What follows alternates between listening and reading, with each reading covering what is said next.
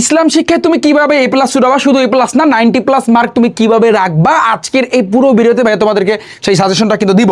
তো আমি specially SSC 26 batch যারা কিছুদিন পরে এসএসসি পরীক্ষা দিবা, তোমরা সকলেই কোশ্চেন করছিলে যে ভাইয়া ইসলাম শিক্ষা ভালো কিভাবে একটা মার্ক তোলা যায়, কারণ তোমরা শেষ সময় আইসা কিন্তু মারা খাও এই ইসলাম শিক্ষা, তারপর হচ্ছে বিজ্ঞান সাবজেক্ট, তারপর হচ্ছে কিন্তু এই যে অন্যান্য যে সাবজেক্টগুলো বাংলাদেশ ও বিশ্ব পরিচয়, ইতিহাস, এগুলোতে কিন্তু ভাইয়া তোমরা মারা খাও। তো এসএসসি 26 ব্যাচ না, শুধু এসএসসি 27 ব্যাচ, 28 ব্যাচ এবং পরবর্তী ব্যাচগুলোতে তোমরা যারা আসবা, আজকে প্রত্যেককে বলবো যে আজকের এই পুরো ভিডিওটা দেখতে, কারণ দেখার জন্য কজ আজকে তোমাদের সাথে কিছু গোপন ট্রিক্স অ্যাপ্লাই করবে। এবং তোমরা দেখতে পাচ্ছ ইয়া আল্লাহ হাবিবি কাম টু দুবাই, তাই না? মানে মাথায় একটা পাগড়ি, সুন্দর একটা পাগড়ি দেখতে পাচ্ছ, যেহেতু সাবজেক্টটার নাম হচ্ছে কিন্তু ইসলামের শিক্ষা, তো সেক্ষেত্রে অবশ্যই পাগড়ি থাকাটা বেটার, রাইট? Okay fine. এখন আমরা মজা করছি, আমি এতক্ষণ মজা করছি, যে সেটা আমরা সিরিয়াসলি কিছু কথা বলি, একটু আমার কথাগুলো শোনো। প্রথম যে পয়েন্টটা ভাইয়া, ইসলাম শিক্ষা যখন তুমি বইটা খুলবা, মেইন বুকটা যখন তুমি খুলবা, এটা তুমি যদি অন্যান্য সাবজেক্টের সাথে কম্পেয়ার করো, তাহলে সেক্ষেত্রে তুমি একটা বোকার জগতে আসো বা বোকার স্বর্গে তুমি বাস করতে আসো। ওকে, কারণ তোমরা বিশেষ করে আমি যদি বলি বাংলা প্রথম পত্র, আমি কিছু সাবজেক্টের নাম বলি, যেমন বাংলা প্রথম পত্র, তারপর আমি যদি বলি বাংলা দ্বিতীয় পত্র, অন্তত পক্ষে গ্রামার সাইডটা, হ্যাঁ, তারপর আমি যদি বলি এখানে এই যে ইসলাম ও নৈতিক শিক্ষা, তারপরে আমি যদি বলি যে ভাইয়া বিজ্ঞান যে সাবজেক্টটা, তারপর আমি যদি বলি বাউবি বা বিজিএস, আমি কিন্তু বলতে পারি বাংলাদেশ ও বিশ্ব পরিচয় যেটা, আবার আরেকটা আছে কিন্তু ইতিহাস। এই যে সাবজেক্টগুলা, যেই সাবজেক্টগুলা তোমরা যেটা মনে করতেছো যে ভাই বাজার থেকে একটা গাইড কিনবো, বাস শেষ, ঠাড়া পড়বো পরীক্ষার আগের রাইতে পড়ে তারপর পরীক্ষা দিতে যাবো, তাহলে তোমার লাগে বিশাল একটা আইক্যালা বাস কিন্তু অপেক্ষা করতেছে, তাতে কোনো ভাইয়া ভুল নাই। ওকে, তো এখন এই সকল সাবজেক্টগুলা সম্পূর্ণ ডিফারেন্স, সম্পূর্ণ আলাদা। আমি শুরু থেকে চিল্লাইতে আমার গলা ব্যথা হয়ে গেছে, টাইপ আকারে পড়ো। অনেকেই কথাটা শোনা মানে শুনতে বিরক্তি হয়ে গেছো। ভাইয়া বিরক্তি যদি হও, তারপর আমি বলবো যে ভাই তুমি টাইপ আকারে পড়ো। কেন? কারণ তুমি যদি 90+ মার্ক তুলতে চাও, তাহলে তোমার সেক্ষেত্রে কিন্তু পড়তে হবে, নাহলে তোমার যে রেজাল্টটা আসবে, যেমন অন্ততপক্ষে বিজ্ঞান সাবজেক্ট, বাংলাদেশ বিশ্ব পরিচয়, ইতিহাস, তুমি দেখবা তুমি 77 পাইছো, তুমি বোর্ড পরীক্ষা 78 পাইছো, তুমি পাইছো 79, 1 মার্কের জন্য তোমার এই প্লাসটা কিন্তু আটকে গেছে। এই একটা মার্ক, এই 2টা মার্কের জন্যই কিন্তু স্টুডেন্টরা তারা ফুললি কিন্তু এই প্লাস পায় না, আসে না। এটাই তো, এই ধরা যেন না খাও লাস্ট মুহূর্তে এসা, আমার সাজেশন থাকবে এইটা। ফর এক্সাম্পল আমি তোমাকে একটা উদাহরণ মানে দিচ্ছি, যেমন তোমাদের আমি যে সারপ্রাইজটার কথা কিন্তু বলছি, বিশেষ করে এসএসসি 26 ব্যাচ, তোমাদের কিন্তু কিছুদিন পরে আমি কিন্তু ম্যারাথন ক্লাস নিয়ে আসতেছি, বিজ্ঞান ক্লাসেও কিন্তু আমি বলেছি, এখনও কিন্তু ভাইয়া বলতেছি, এমন ক্লাস জাস্ট পরীক্ষার আগের রাতে তুমি ক্লাসটা দেখবা, আমার ইসলাম শিক্ষার ক্লাস দেখবা, আমার বিজ্ঞানের ক্লাস দেখবা, জাস্ট দেখার পর তুমি হলে যাবা, আমাদের বাংলাদেশের বিশ্ব পরিচয় জাস্ট তুমি ক্লাস দেখবা, তারপর তুমি হলে যাবা, দেখবা যা পড়াচ্ছি সেগুলোর ভিতর থেকে আসছে। তবে কথা আছে, এখানে কি কি পড়তে হবে তোমার। ফার্স্টে আমি বলবো ভাইয়া বেসিক, বিজ্ঞানের মতো এই জিনিসটাও কিন্তু ভাইয়া বেসিক। কতটুকু বেসিক? শুধু বেসিক বললে কি বইটা পুরোটা একেবারে গাধার মতো পড়তে থাকবা না, নেভার, কখনোই না। আমি বেসিকের কথা বলছি, তার মানে কি বই খুললা আর একেবারে ওই যে হাল সইতে বলে হাল সইতেই থাকো, মানে এখন কোন দিকে যাবা না যাবা এর কোনো দিক নেই, শুধু পড়তেই আসো, এরকম না ভাইয়া। বেসিক তুমি পড়বা। আমি সাপোজ তোমাদের যেমন এইখানে তুমি দেখো, আমরা যে নতুনভাবে যে স্লাইডগুলো তোমাদের জন্য রেডি করছি, এটা দেখো, একটু খেয়াল করো ভাইয়া, এত সুন্দর করে স্লাইডগুলো দেখো, তোমরা অবাক হয়ে যাবা। এগুলো কিন্তু তোমাদের মেইন বুক থেকে কিন্তু তোলা। দেখো ইমান একটা পরিচ্ছেদ, যেটাকে আমি টাইপ 1-এ কিন্তু ভাগ করেছি, এভাবে কিন্তু টাইপ 1, টাইপ 2 সুন্দরভাবে এগুলো কিন্তু আমরা ভাগ করেছি, যাতে করে তোমাদের কোনো যেন ঝামেলা না হয়। এগুলো আমরা ভাগ করে কিন্তু দিয়েছি। যাই হোক, আমি যে মেইন বিষয়টা বলতে চাচ্ছি, আমি তোমাকে খুলতে পারবো তোমাদের বইয়ের 3য় অধ্যায়, ইসলাম ও নৈতিক শিক্ষার যে 3য় অধ্যায় আছে, সেটা প্রথম অধ্যায়, দ্বিতীয় অধ্যায়, তৃতীয় অধ্যায় হচ্ছে কিন্তু ইবাদত। 97 পৃষ্ঠা, এখান থেকে আমি যদি বের করি যে ইবাদত, আমি একটু তোমাকে নর্মালি কিন্তু বোঝাচ্ছি। ইবাদতে তুমি খেয়াল করো পার্ট 1, তো পার্ট 1-এ কি আছে? পার্ট 1টা কিন্তু তোমার, পার্ট 1-এ আছে কিন্তু তোমার ইবাদত। ওকে, তারপরে আমি যদি বলি পরে পার্ট 2-এ আছে কিন্তু সালাত। এখানে টাইপ 1, এটা যেহেতু শর্ট সিলেবাস, এসএসসি 26-এ শর্ট সিলেবাসে, তো শর্ট সিলেবাসের ক্ষেত্রে তো পার্ট 1 নাই, পার্ট 1টা তো এখানে নাই, পার্ট 1-এ কিন্তু ইবাদত এটা বাদ দিছে। তো ধরে নাও তুমি পার্ট 1 তোমার আছে সাপোজ, তো ওইটাকে কিন্তু আমরা টাইপ 1-এ ভাগ করছি, কিন্তু যেহেতু শর্ট সিলেবাসে আমি এটা পড়াইছি, এই জিনিসটা অলরেডি আমি পড়াইছি, ইসলাম ও নৈতিক শিক্ষা কভার করে দিয়েছি আমার প্রাইভেট ব্যাচে, তো এখানে টাইপ 1টা ধরছি কিন্তু সালাদকে।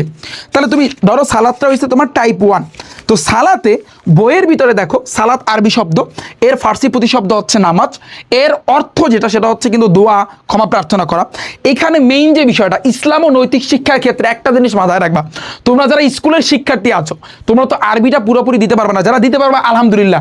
তুমি যেটা করবা এখানে প্রত্যেকটা পরিচ্ছেদে, সেটা সালাত হইতে পারে, সেটা ইবাদত হইতে পারে, সেটা রোজা হইতে পারে, সেটা হজ হইতে পারে, সেটা জাকাত হইতে পারে, যে কোনো একটা পরিচ্ছেদ হইতে পারে, ওই পরিচ্ছেদে ওই টপিকটা সম্পর্কে যখন তুমি পড়বা, তুমি আরবি না পারলেও মহান আল্লাহ রব্বুল আলামিন কোনো কোরআন শরীফের কোনো সূরা যদি দেয়, সূরার আয়াত যদি বেয়া দেয়, ওই আয়াত যদি তুমি মুখস্থ করতে না পারো, তুমি আয়াতের অর্থটা একটু মুখস্থ করবা।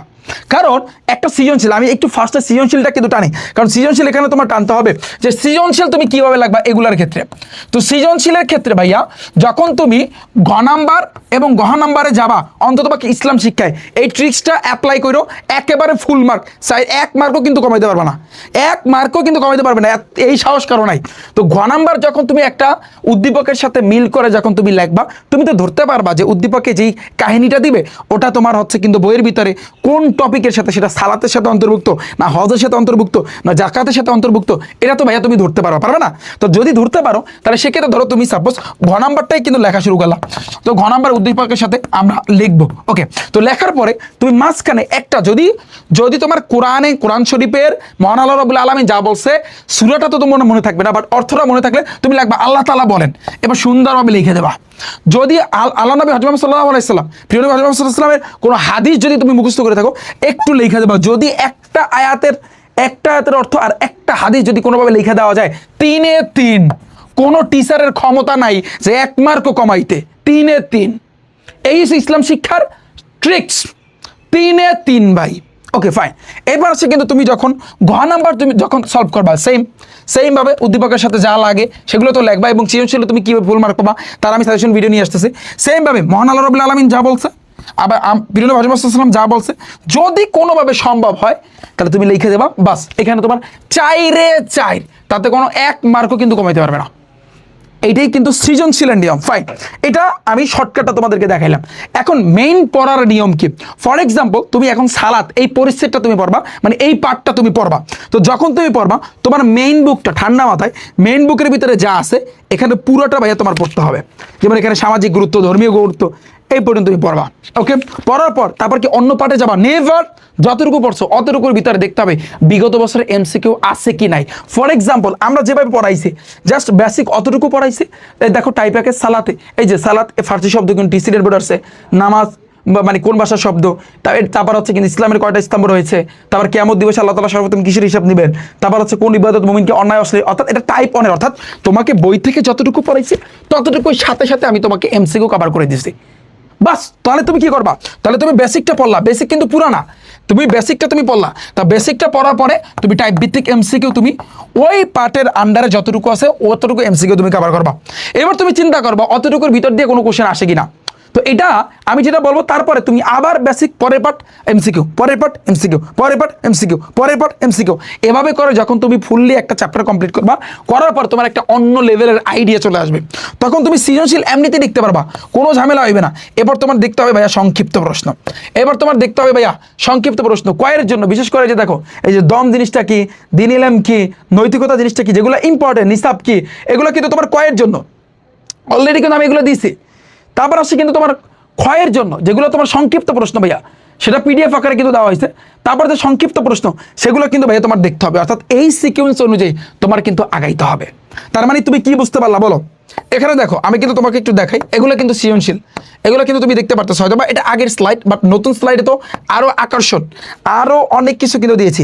তুমি যেটা করবা বেসিক এমসিকিউ, বেসিক এমসিকিউ, তারপর এভাবে করে যখন পুরো অধ্যায় কমপ্লিট করবা, পুরো অধ্যায় শেষ করার পরে তারপর তুমি যেটা করবা সেটা হচ্ছে কিন্তু কয়ের জন্য ক ও খ, মানে সৃজনশীলের ক ও খ, বিশেষ করে খ নাম্বারটা হচ্ছে সংক্ষিপ্ত প্রশ্ন কিন্তু কাজে লাগবে, সেগুলো ভাইয়া তুমি পড়বা। সেগুলো যখন পড়তে যাবা তখন তুমি দেখবা যে ভাই বইয়ের ভিতরে যা পড়ছে সেগুলোই তো ওখানে দিয়ে দিছে। এইটা কিন্তু ভাইয়া পারফেক্ট নিয়ম। তুমি লাস্ট মুহূর্তে এসে যদি বলো যে ভাই আমার টাইম নেই, আমি এখন কি করবো, তারপর আমি বলবো এইভাবে পড়তে। তুমি যদি তুমি যদি একজন বোকা হয়ে থাকো তাহলে কি করবা, ফার্স্ট একেবারে গাইড থেকে পড়া শুরু করবা। যদি তুমি বোকা হয়ে থাকো, হিসাব সোজা। এখানে চ্যাপ্টার কিন্তু আহামরি নাই, তাল গাছের নাই, কিন্তু তারপরও চ্যাপ্টারগুলো অনেক বড়, কারণ এখানে অনেকগুলো কিন্তু পাঠ আছে। তারপর তুমি একটা টার্গেট রাখবা এই লাস্ট মুহূর্তে, যে ভাই আমি একটা চ্যাপ্টারে 2 ঘন্টা বা 3 ঘন্টা, সর্বোচ্চ তুমি 3 ঘন্টা টাইম দেবা। একদিনের ভিতরে কিন্তু পুরো অধ্যায়গুলো কিন্তু কমপ্লিট হয়ে যাবে, তাতে কিন্তু বেশি সময় লাগবে না। তুমি যে কোনো টাইমে কিন্তু এটা কমপ্লিট করতে পারো, যে কোনো টাইমে। এটা কিন্তু আমি আমার ব্যাচে কিন্তু কমপ্লিট করে দিচ্ছি। এছাড়াও তোমাদের জন্য যে সারপ্রাইজটা, তোমাদের জন্য কিছুদিনের ভিতরেই আমি কিন্তু ক্লাস নিয়ে আসতেছি, ম্যারাথন ক্লাস। যেই ক্লাসটা করে তুমি জাস্ট হলে যাবা, যা পড়াই দেবো ইনশাল্লাহ তুমি সেগুলোই কিন্তু কমন পাবা। রিফাত একাডেমি ইউটিউব চ্যানেলের সাথেই কিন্তু তোমরা থাইকো, এবং আমি কিন্তু অন্যান্য সাবজেক্টের সাজেশন দিয়েছি আমার ইউটিউব চ্যানেল রিফাত একাডেমিতে গেলেই কিন্তু ভাই তুমি দেখতে পারবা। ওখানে রিফাত একাডেমিতে যাও, আবার প্লে লিস্ট আছে তোমাদের জন্য, তো ওখানে সাজেশনগুলো আছে, জাস্ট তোমরা সেগুলো কিন্তু দেখো। তো আজকের মতো আমি এখানেই বিদায় নিচ্ছি। তো দেখা হচ্ছে কিন্তু ভাইয়া তোমাদের সাথে পরবর্তীতে। আল্লাহ হাফেজ।